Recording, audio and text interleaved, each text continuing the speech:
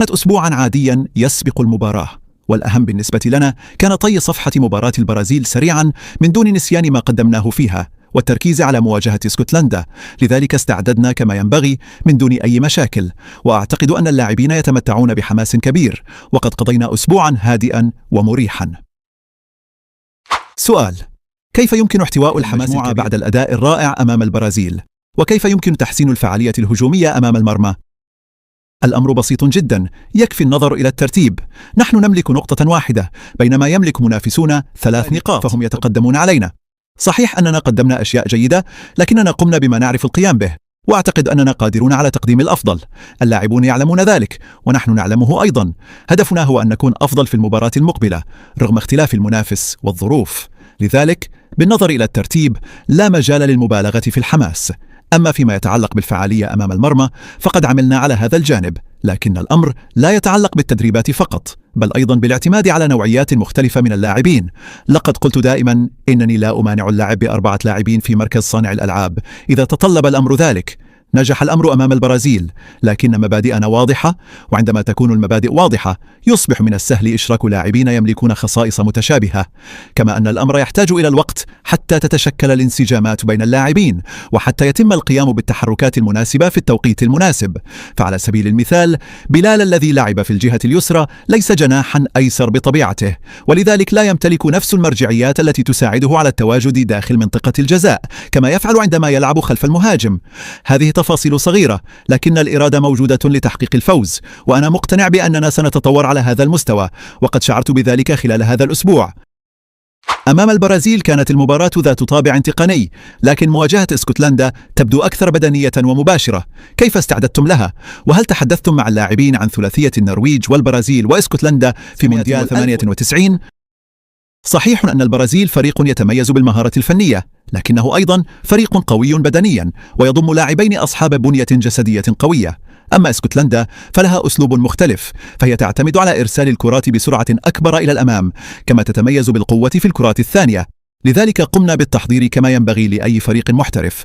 قمنا بالتحليل وراجعنا ما يمكن تصحيحه وما يمكن تعديله، ووضعنا خطة عمل، ولدينا بالفعل خطة واضحة، ويبقى على اللاعبين تطبيقها فوق أرضية الملعب. أما بخصوص ثلاثية مونديال 1908 فإذا بدأت الحديث عنها فسوف تسيطر علي العواطف. لقد كان ذلك حدثا مؤلما بالنسبة لي. أتذكر جيدا فرحتنا بالفوز بثلاثية نظيفة، وفي الوقت نفسه شعور الحزن بعد الإقصاء بسبب الهدف الذي استقبلته البرازيل في الدقائق الأخيرة.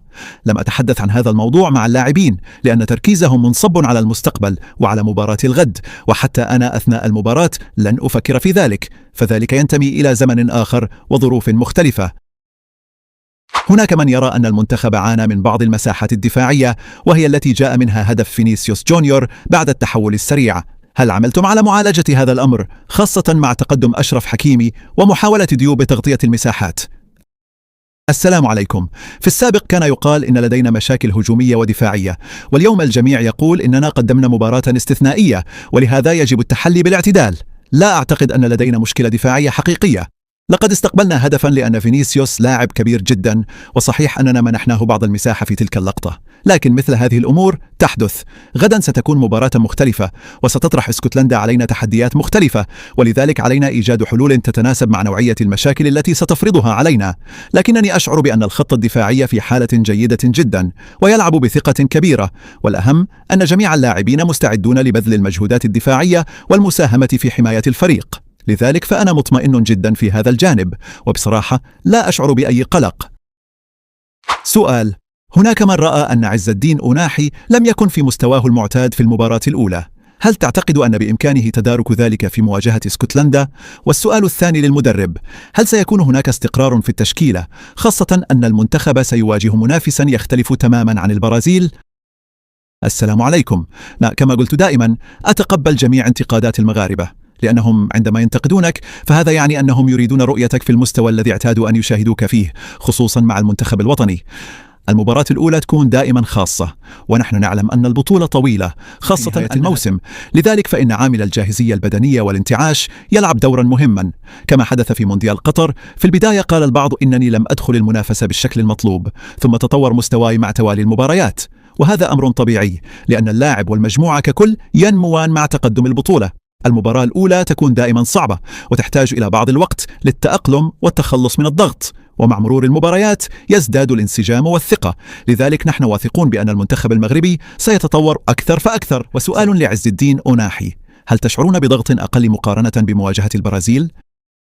لا توجد خطة خاصة لإيقاف ماكتوميناي وحده، لأن المنتخب الاسكتلندي يضم أيضا لاعبين مميزين مثل ماكتوميناي وروبرتسون وآدامز وغيرهم من أصحاب الجودة العالية، لذلك لا يمكن أن نركز على لاعب واحد فقط. صحيح أن ماكتوميناي يجيد دخول منطقة الجزاء ويتميز بقدرته على التمركز فيها عند وصول العرضيات، علينا أن نكون يقظين وأن نمنع إرسال الكرات العرضية قدر الإمكان مع تجنب ارتكاب الأخطاء.